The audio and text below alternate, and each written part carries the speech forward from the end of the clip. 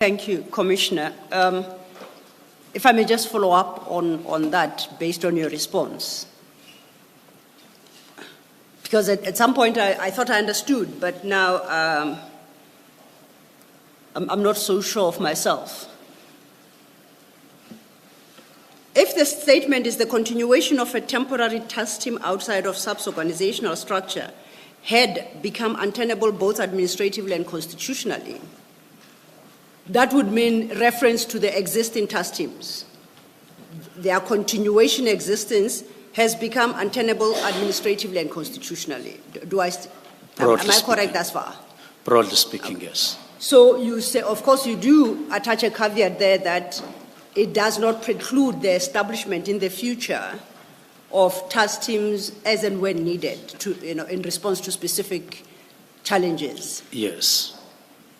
So those that would be established in the future would not have the difficulty of being administratively and constitutionally untenable because they are outside the substructure. I'm trying to understand. Granted, we are talking about existing ones.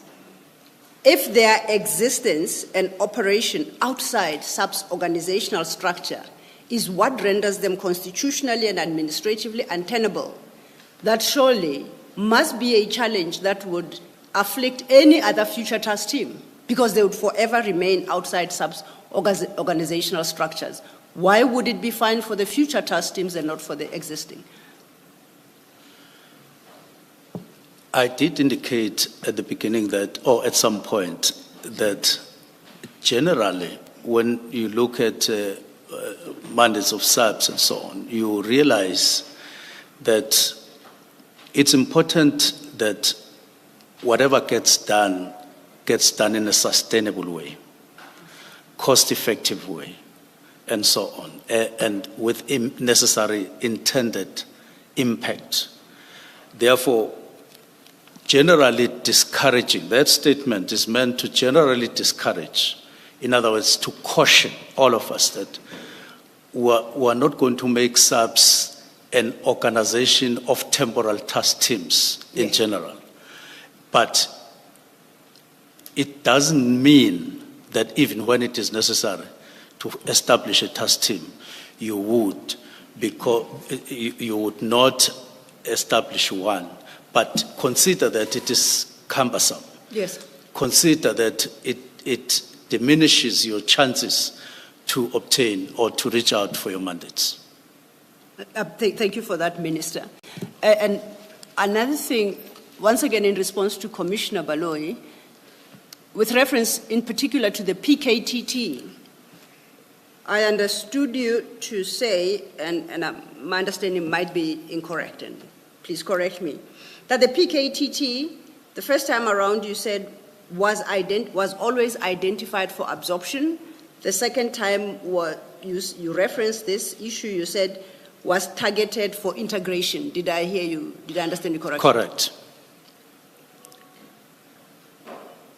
Does your letter of the 31st of December achieve any of those objectives, whether it's absorption or integration? It was meant to. In retrospect, do you think it does? It does. How? In the sense that even if you used disbandment, but in practice you wanted integration, if the directive was not to say dismiss all those individual members, it was to say start processes, or let's engage in processes in line with what has always been intended with regard to the National Political Killing Task Team. As I understand things, you did indicate that task teams are created for a specific challenge. Yes. To address specific issues. Yes. And normally it's for, I won't say specific time because it's very difficult to determine time, but it's for a limited period. It's for a period. Yes. So if my understanding is correct, then the disestablishment of a task team that has delivered on its mandate can never have the effect of dismissing police officers, can it? Because it's established from within the ranks of the police members. So its disestablishment will not result in any police officer losing their job. Definitely. Correct. So similarly here, the disestablishment contemplated would not result in the PKTT members losing their jobs. Correct. So I'm struggling with the notion of disestablish. So, put it differently. So we first break it apart, it being the team, to absorb the team into the substructures. Am I understanding it correctly? You're understanding it correctly. Okay. Are you moving from this paragraph? I'm still on the paragraph. Okay. Now that I have a better understanding of what perhaps informed your decision, I read that paragraph. I'm still at 167. I read that paragraph. Okay, let me do it differently. You invoke, as I understand that paragraph, the 2019 work study to draw the conclusion that you do in the second part of that paragraph. Am I correct? You're correct. Okay. Let's find that work study on my reading of your statement that you should be your annexure SM3, and SM3 should start at page 115, same file.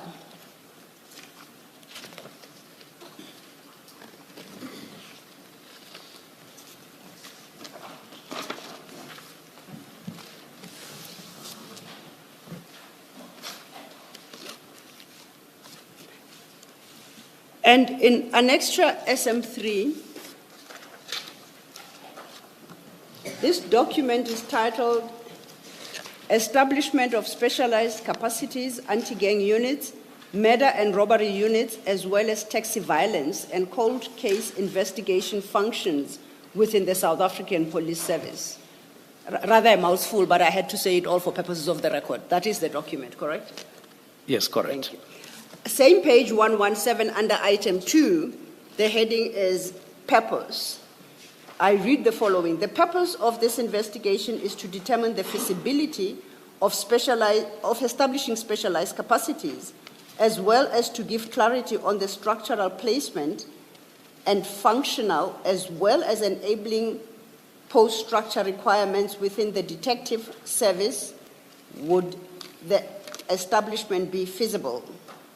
Okay, there might be challenges there in the construction of the sentence, but the purpose is clearly stated there, and we can fill in the gaps where we think some words are missing to try and understand and have a full appreciation of the purpose. So, the purpose of this investigation, of which this report is a result, was to determine the feasibility of establishing specialized capacities within detective service, in summary. Yes. Is that yours? Yes.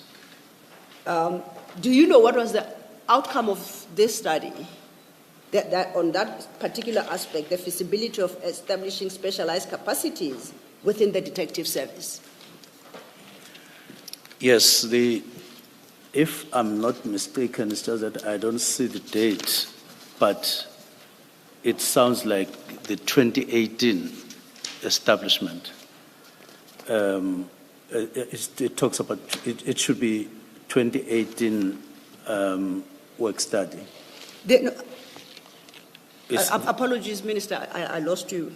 I'm saying I don't see the date. Oh, the date of this, if you go to page 155 of that SM3, yes, it bears the signature of it's Sectional Commander Operational Organizational Design Detection, Colonel A.K. Murray. It's got a date of 2019-06-19. Oh, yes, yes. And I take that person to be the author. Correct. Yes, 2019, yes. Yes. So what was the question is, as I... No, the question is... What was the outcome? The outcome of the, yes. The outcome of this work study at that time was that it was indeed undertaken, that study. And it's 2018. And it was then signed or accepted and adopted in 2019 by the then commissioner, Commissioner Sithole. And he signed it off into implementation. That's why in September that year, 2019, a letter of implementation was then accepted after the work study had been taken and discussed and adopted. So this study was undertaken. Okay. You referenced the implementation letter, and throughout your statement, you suggest that they be read together. That implementation letter is what you attach as SM4 at page 179. Is that correct? To SM4, yes. Yes. Is that the implementation letter you just referenced? That would be the one. Okay. Yes. We'll keep our finger there, we'll come back. But getting back to SM3, our report. Yes. I would like to refer you to page 159.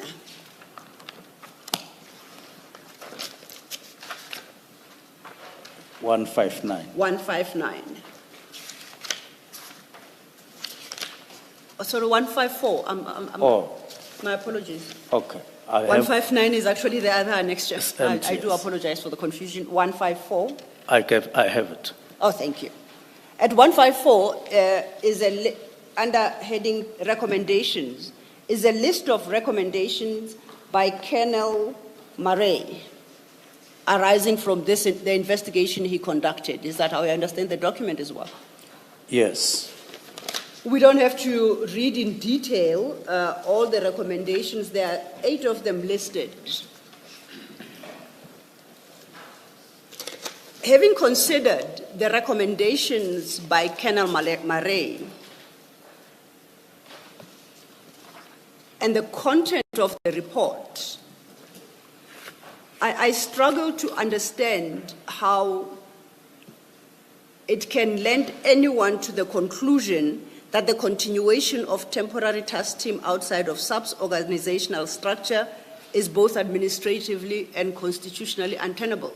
I struggle, so I request you to perhaps point me to something, be it in the recommendations or the body of the report itself, regard being held to the purpose that we looked at previously, how we arrived at the conclusion you seem to have drawn as set out in paragraph 167. Now, these recommendations seem to be talking to establishment of these structures at a provincial level, which is a lesser point. The main point about this and the concept of specialized units was to the effect that pull all the proliferated at that time, prior to the study, teams, and then put them together, and they came up with the concept of specialized units, which would sort of integrate all the smaller ones that had been identified. And you will see that it goes on to 2024 when they do another assessment and they find out that there are still a number of there are still many task teams that are still hanging around. They have not been integrated into specialized units. So the whole concept of specialized units was meant to sharpen SAPs, make SAPs sharpened around certain identified crimes, as it were, as they were identified at that time, so that there is more capacity to deal with them. Yes. I see at page 158, a few pages forward, just above the signature of the National Commissioner, General KJ Sitole, who approved this report. Yes. And unfortunately,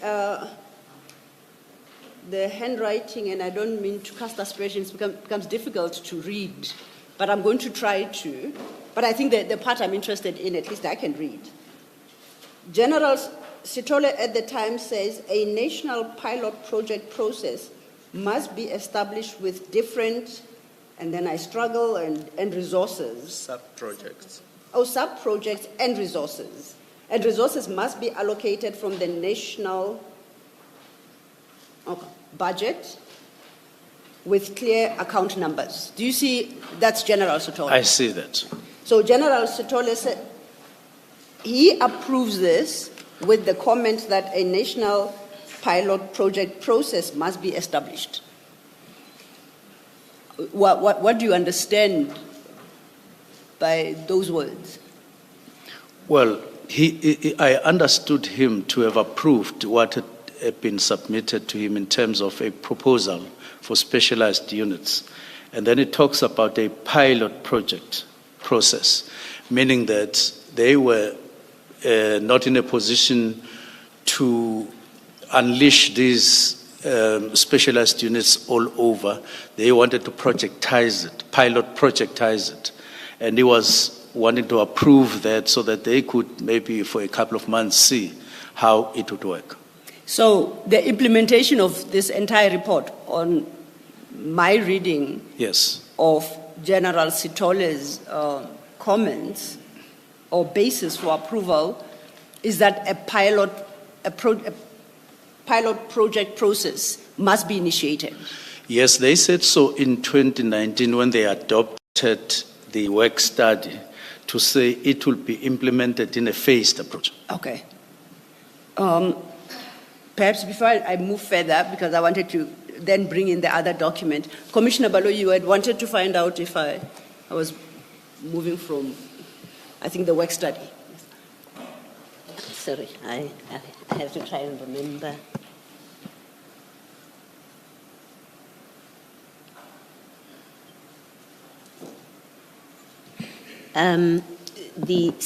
If you go back to that paragraph in your statement, Minister, that paragraph 167, and I think you did explain, Ms. Silo asked you the question, you explained, I'm just not sure that I understood, so I'm going to ask you to repeat it, please. The way you speak about this task team being administratively untenable, can you just explain again, what did you mean when you say it's administratively untenable? It meant that subs with a proliferation of smaller, if I could just insert that, task teams, it would stretch them or it would overstretch them. There was a concept when they decided, in fact, even in terms of effectiveness, that is what landed them in a concept of specialized units so that they would absorb all these into bigger, into more specialized for control and management, which is the duty of the National Commissioner. And I think they were quite in line with the qualitative meaning of manage and control, because they had in mind, if I looked at it, effectiveness and efficiency. And therefore, here, it had become untenable. They wanted to make it possible and much more easier for them to administer. Okay. To the extent that in this paragraph you mention the PKTT in particular. Yes. In what way had the PKTT become administratively untenable to have the PKTT? And the question is direct to the PKTT because our discussion is about your reasons for disbanding the PKTT. So yes. while you speak of broadly Yes. task teams, let's come to the PKTT, because that's one of the factors you took into account.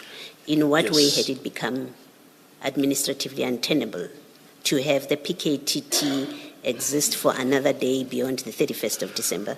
When I wrote the letter, I was already in possession of what I refer to as allegations from a number of categories of people, including civil society, including and so on, but also including people from inside SAPS.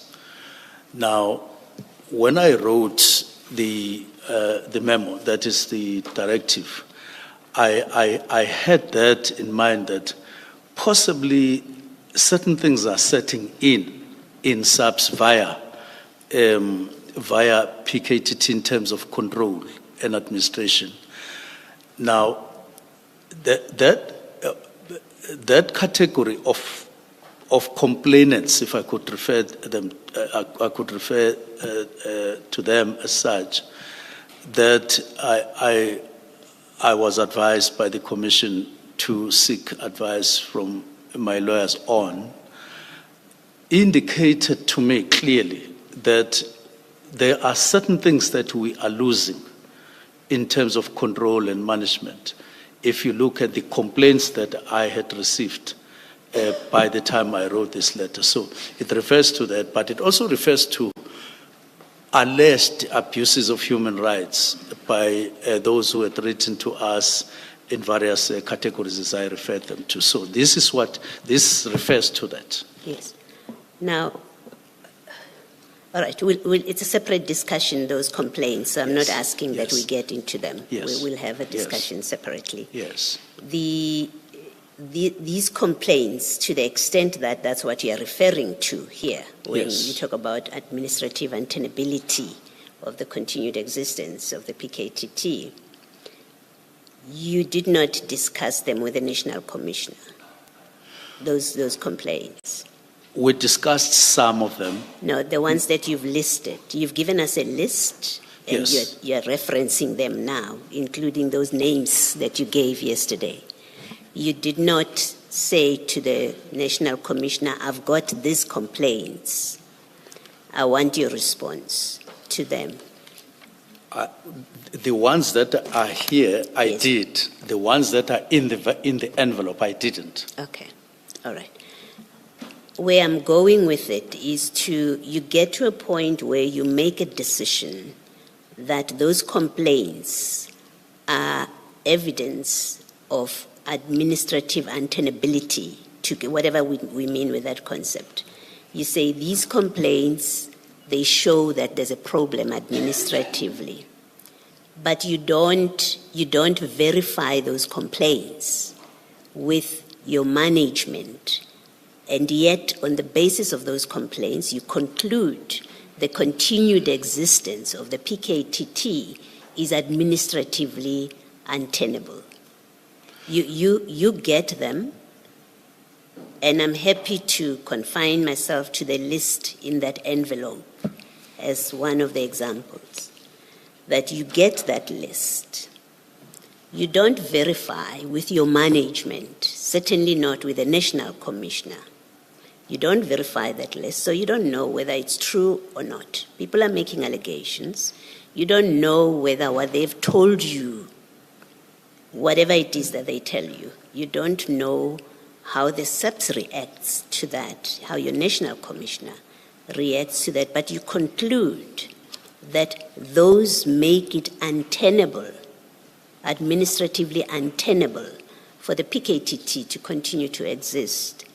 How is that a proper thought process that leads you to this far-reaching conclusion it's administratively untenable to continue to exist? Again, the ones that are here, I discussed with the National Commissioner.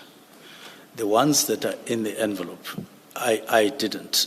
And the reason why I didn't, it was solely because of the agreement between me and these people when they met me in person.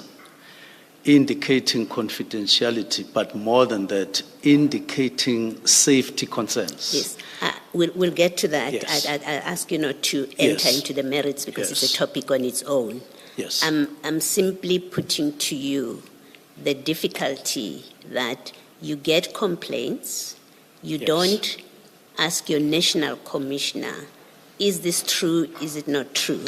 Tell me what you've done about it. But you don't do that, but you get to the conclusion to use that as a reason, as one of your reasons to dissolve the PKTT because you say it has become administratively untenable. I did discuss with the National Commissioner the concerns raised by Mary de Haas. I did discuss with the National Commissioner concerns that were raised by Patricia Mashale. The ones that Patricia Mashale raises in her Facebook. We did discuss with the National Commissioner. Those Facebook extracts. We did discuss that there are a number of things that, not necessarily one by one, but we did discuss that she is putting things to me, and Yes. is she putting things to you? Yes. He said, yes, Yes. I am receiving this. And then we had a small discussion And about from that. that discussion, where the National Commissioner says, yes, I'm aware of this, Yes. because she has raised them, you decide that those complaints render the PKTT's continued existence administratively untenable. Partially, and then the other part is the ones that I didn't discuss with them, but I got to know about them, but I didn't discuss with them. But Yes. combining them, I'm trying to say, it's not like I didn't discuss any of the concerns or anything with the National Commissioner. I did, Yes. partially, but the others I didn't discuss. Okay, all right. Perhaps to summarize, is your position from this discussion, are you saying where you refer as a reason for dissolving the PKTT, where you say it had become administratively untenable, you're saying that because of the Mashale complaints, because of Ms. de Haas's complaints, because of those 8 people in that envelope. You say all of that taken together is what led you to the conclusion that the continued existence of the PKTT for another day is administratively untenable. Correct. Okay. But you remember that there are other reasons. Yes, These are not here. Yes, you in that will context. discuss your other reasons. Yes. I'm just wanting to make Yes, sure that correct. administratively, where you refer to administratively, Correct. those 3 are the factors you took into Correct. account to that conclusion. Thank you. Thank you, Mr. Thank you, Commissioner.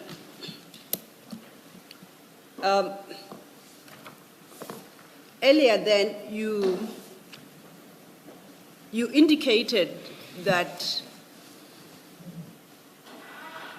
either the outcomes of this investigation that can